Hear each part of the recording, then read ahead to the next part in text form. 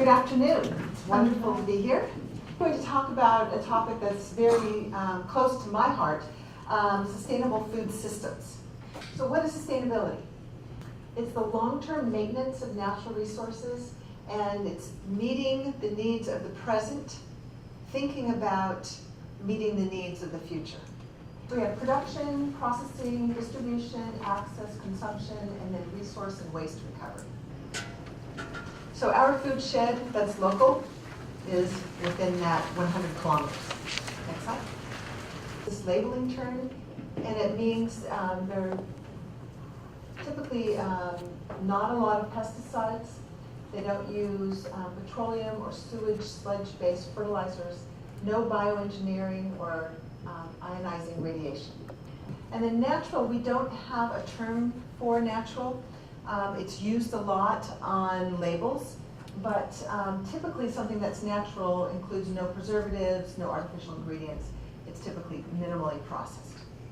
So packaging, that's something I've noticed in Japan, that there's a lot of packaging. And so the whole processing of food service, that actually is a huge user of energy, both water and gas and electricity. And a lot of energy goes into the whole packaging.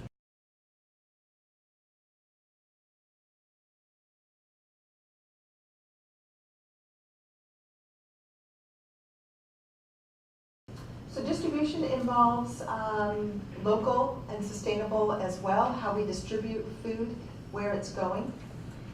Sometimes local, sustainable, and organic food can be more expensive. So an example in retailing, which would be commercial supermarkets and stores, in terms of sustainability and resource. Okay, next slide. So much of the energy, food, everything that goes into preparing the food that we eat. We have such a wide variety of foods. There are a lot of things to think about. And with humans, we have choices. It's not like the dog that's happy to just eat. And they're thrilled about every single meal. But with us, it's a lot more complicated. And other things to think about, not just how things are prepared, but what are the healthier outcomes? Lower fat, lower sodium, less calories. The dietitian in food service management has an influence in all these areas. You're making choices with every product that you decide to serve in your menu. Next slide. The clinical dietitian influences consumption, what people are going to eat. And that can be one-on-one counseling, or it can be group counseling. Resource and waste recovery. So these are, we call the 5 R's, because they all start with R.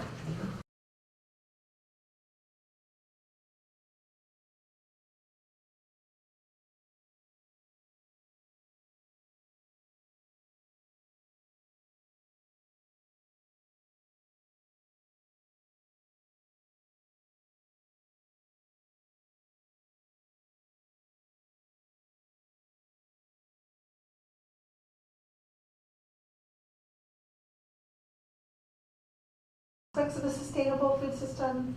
We talked about locally grown and produced foods, organic and natural foods. We talked about recycling, composting, energy efficiency, being concerned with the environment, which we call environmental stewardship, sustainable health, and I'll stop there. The University of California, we have policies from 2003 to 2004 on green building and clean energy use. And so the University of California is a leader in environmental stewardship. Next slide. Sustainable second century. By 2020, they've pledged to do certain things. Reducing greenhouse gases by 50%, achieving zero waste, no garbage, which is not easy. Purchasing 20% of the food as sustainable, and reducing water consumption by 20%. We probably have already achieved the water restriction because of the drought. We've cut way back. We have a lot of dead grass and brown plants. Is that dietitians can affect people in terms of resource use.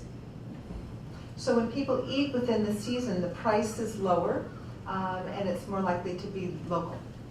And I've mentioned this, encouraging plant-based proteins. So more soy, more tofu, rather than meat. Next slide. And then purchasing foods directly from local growers, knowing who's raising your food. And minimizing food waste, not buying too much, using what you have. Reducing packaging waste. It's interesting in Canada, their hospitals are government owned, and a lot of it is knowledge. Knowing about the Pacific garbage patch and that it's an issue. Well, maybe I'll use less plastic. Maybe I won't use styrofoam. And then support programs and policies.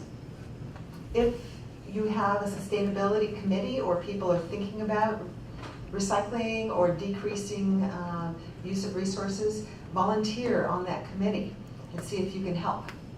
Yes, you know, I will not throw away plastic. I'll wait till I find a place where I can recycle it.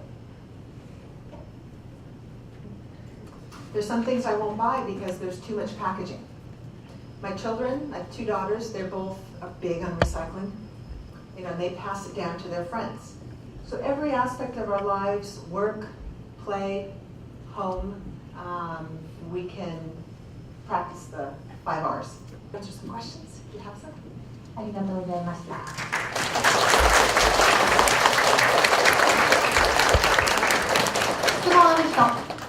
質問ある人。